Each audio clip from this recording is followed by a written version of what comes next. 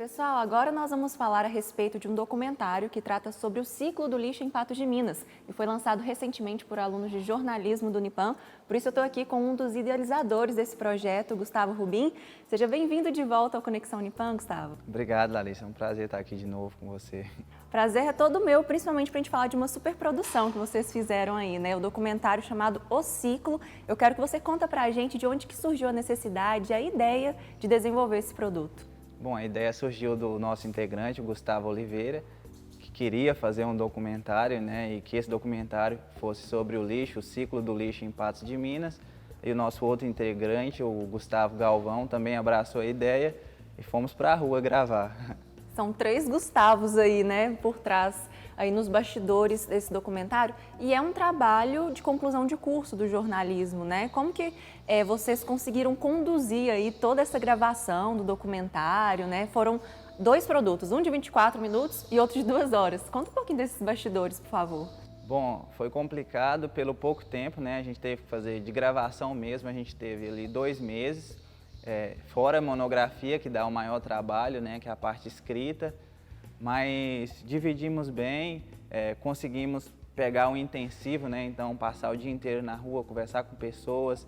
A gente não teve muito aquela diplomacia de ir, marcar entrevista, porque também não tinha um porquê, né, o documentário é muito imediato, o que você vê ali na hora.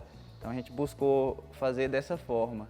Vocês foram a campo, então, para catar, né, histórias e aí descobrirem os personagens. Mas, assim, como que vocês escolheram, né, esses personagens, tanto os catadores, os varredores, como que vocês dividiram isso dentro do documentário? A gente fez da seguinte forma, como já tinha uma divisão, né, o documentário ele é contado assim, a parte dos varredores, a parte dos catadores, a parte dos garis e a parte do aterro. Então a gente fez o seguinte, hoje vamos para a rua e vamos falar com varredores. Então a gente saía um dia de manhã, encontrava pessoas varrendo na rua e parava, perguntava, oh, você quer falar com a gente, quer dar uma entrevista e tal? Então a gente dividiu dessa seguinte forma, e assim a gente fez com os catadores, que é mais difícil porque eles são mais retraídos, mais difíceis de falar, mas a gente conseguiu também, fomos atrás deles, acompanhamos eles no dia a dia. Foi bem interessante. E qual que foi o intuito de vocês? Mostrar a história das personagens, chamar a atenção? O que foi o principal objetivo de retratar esse ciclo do lixo? O lixo foi só um propósito. Foi só um propósito para a gente mostrar e discutir questões filosóficas e psicológicas das pessoas que estão envolvidas nisso. Então a gente queria evitar o coitadismo, essa coisa, sabe? A gente queria mostrar mesmo quem são, por que essas pessoas fazem isso, o que elas pensam da vida, do mundo, qual a visão delas, como elas se enxergam dentro da sociedade. Então o propósito foi esse, sabe? Foi de mostrar mais essa parte e menos questão de a pessoa está ali catando lixo, ela depende daquilo para viver. Isso já está lá, isso a pessoa já vai enxergar, sabe? Não é isso que a gente quer discutir, a gente quer saber o que essas pessoas têm a dizer, porque ficam ali à margem da sociedade, são pouco vistas, quase que invisíveis. Isso também é um motivo do documentário ser todo em preto e branco. Bacana, e acaba que o resultado, né, parece ali uma poesia e é misturado com humor, misturado com emoção. Como que foi esse processo de decupagem, de edição, né? Vocês pegarem aí todo esse material que vocês coletaram, que foi enorme, né, para transformar aí nesses 2 produtos de 2 horas e 24 minutos. Bom, a gente vê o documentário quase todo, né? Então quando está pronto é outra coisa praticamente. Então o Oliveira ficou encarregado, né, o nosso montador, que fez a montagem de toda a edição, né? Então ele meio que formulou da cabeça dele o documentário e por a gente estar integrado ali, a gente tem ideias muito parecidas, né? Então foi um trabalho enorme, então foi quase 2 semanas só de edição, talvez mais, para a gente chegar àquilo que a gente exibiu no lançamento. Então foi um trabalho muito complicado, talvez mais complicado do que a própria gravação, porque gravando você liga a câmera e tá ali, né? Correndo na rua, vendo tudo. Agora, para você selecionar, né, 2 horas de quase 20 horas de gravação. Entendi. E eu queria que você contasse, assim, se teve alguma experiência que te marcou, te surpreendeu, ou algum perrengue, né, que vocês passaram aí ao longo da gravação, que você queira destacar, né, pra gente saber dessas curiosidades. Perrengue foram muitos. No primeiro dia de gravação a gente já quebrou o tripé. Ixi. Então já foi o primeiro. E vários, né? Porque a gente saía de um canto, ia para o outro, pulava, a gente fechando a porta na cara e desse jeito, sabe? Mas no fim foi bom, sabe? Foi bom. Mas pelo aprendizado. Eu saí outro, assim, depois da gravação do documentário, depois que eu assisti o filme, sabe? Eu virei outro. Personagens como o Zé, sabe? Você vê a condição dele e como ele retrata a vida, sabe? Como ele discute. Ele lá naquela situação dele, tem uma parte do documentário que ele fala que o que indigna ele é ver uma criança passando fome. Então você pensa, um cara naquela situação, dependendo ali da reciclagem, que dá pouco a ele, né? Ele fala que no dia que a gente foi gravar lá, ele não tinha nem café, não tinha açúcar, não tinha nada. E um cara daquele ainda tira tempo para, sabe, pensar em outras pessoas, né? Na condição de outras pessoas. E são todos felizes, né? Esse é o mais impressionante. Não sei se uma felicidade para a câmera, porque certamente eles também devem sentir tristeza, isso é óbvio. Mas nenhum deles falou, não, eu sou triste, sabe? Não, a vida é ruim. Não, Deus para mim não é nada, sabe?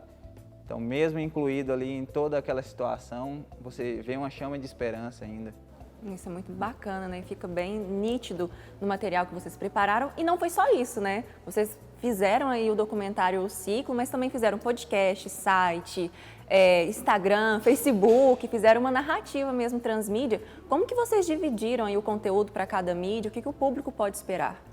Bom, as nossas redes sociais é uma coisa à parte, né? Porque o projeto é o Catadores de História, o documentário é o Ciclo. E ainda tem o Bando, que é a narrativa de marginais que vão fazer cinema, né? Por causa dessa coisa que existe no Brasil, nesse tom pejorativo aos filmes nacionais, a pessoas que mexem com cinemas de serem perdidos na vida, né? De não terem nada. Aí a gente pegou e agarrou isso, criou os personagens, né? Que é o K, o Chebequim e o Passarinho, que são os caras ali que fazem o negócio, que falam palavrões lá e tal, e a gente censura nas redes sociais. A gente gravou vídeos, né, como assim, vai acontecer um filme e tal, os caras estão fazendo, pegando gírias também. Também é importante a questão da cidade, né, como a gente retrata a cidade. Então você vai ter as praças, né, a Getúlio Vargas, a Major Gotti, que também aparece no documentário, né, vários pontos importantes da cidade para ter essa característica fundamental do documentário, que é retratar uma determinada época. Muito bom. E aí vocês trazem informações complementares nesses produtos, além dessa narrativa aí que vocês fizeram fictícia, que amarra tudo, né? O bando, e aí vocês conversam com profissionais dos podcasts, é muito material, né, Rubens? Não, muita coisa, muita coisa. E também sem deixar, né, essa questão de informativo. Então lá no Instagram vai ter questão, né, de como organizar seu lixo e tal. No documentário está muito implícito isso, se você tiver um olhar assim a mais, você vê, né, que lá eles falam muito dessa questão, além da questão do respeito, de como você organizar seu lixo, como isso facilita para eles, né? E nas redes sociais a gente também usou para isso, sabe? Então, mas a gente adotou uma linguagem, que é a linguagem desses personagens, então você pode ver ali, às vezes, uma frase mais ofensiva e tal, mas não, né? No sentido de ofender, mas de acordar, de ser um despertar para as pessoas. Muito bacana. E como que o pessoal de casa pode ter acesso a todo esse material que vocês produziram?